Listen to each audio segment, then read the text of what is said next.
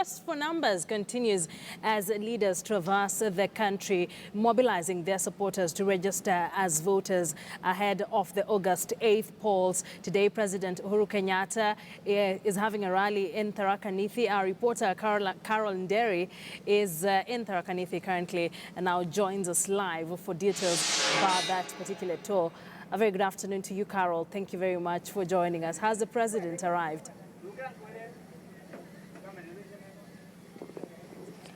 Good afternoon. A very hot day here in Tharaka-Nithi County, and of course President Uhuru Kenyatta continuing with this voter mobilization tour, something that he began on a Thursday last week, and so we are expecting him anytime now.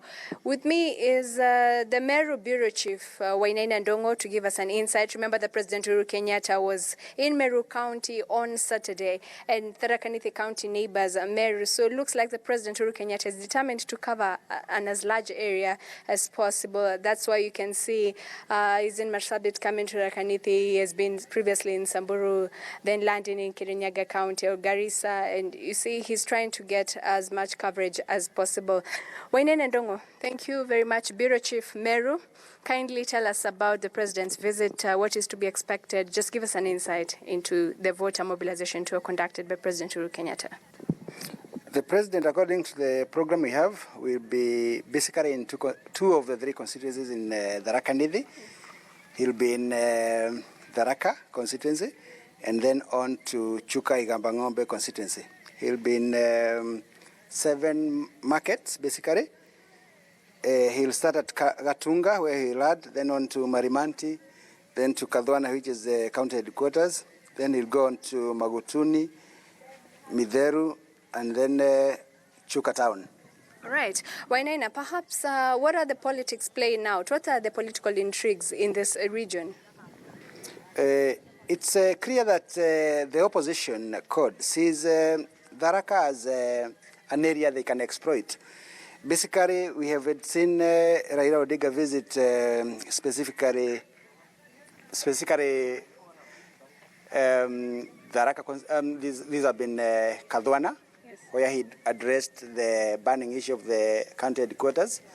And it was clear even from the pronouncements of the code leader from during that visit that he sees these areas somewhere where he can consolidate his votes.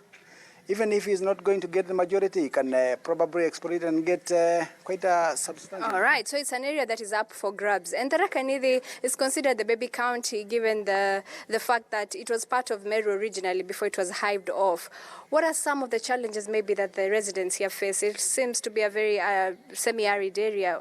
What would they expect more from the government? The feeling on the ground, as you feel, is that there are some areas, basically one constituency of Tharaka, which feels a bit neglected by this government. They feel that they haven't enjoyed tarmac roads. They feel that the infrastructure is quite low.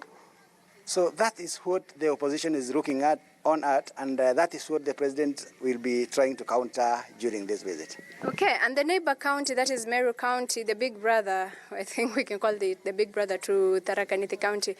PNU, we've seen the governor, Peter Munya, really insist that he's going to sail through with PNU and that for the purposes of democracy and for the benefit of democracy, they're going to, it's much concentrated in Meru County, that it is not just everybody singing the song of Jubilee. Quite true. And that is the $1 million question. What can Jubilee do to stem this drain into other parties? They are Jubilee-friendly parties, but how do you treat them? There are those who feel that probably the way to treat them is to say that they are not part of Jubilee, and the others who feel that since they are also campaigning for the president, there is no harm.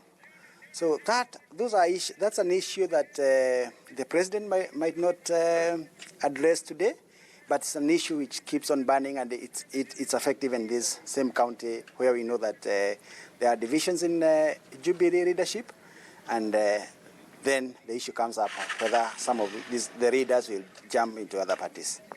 All right. Wainaina Ndongo, Meru Bureau Chief, he's here with us in Tharaka-Nithi County to cover the presidential mobilization exercise where President Uhuru Kenyatta will make several stops and perhaps continue with his appeal, particularly to the youth, for them to go to the registration centers to register themselves. In Tharaka-Nithi County, as my colleague Wenina has expounded on, is that there are a bit of challenges here, infrastructural.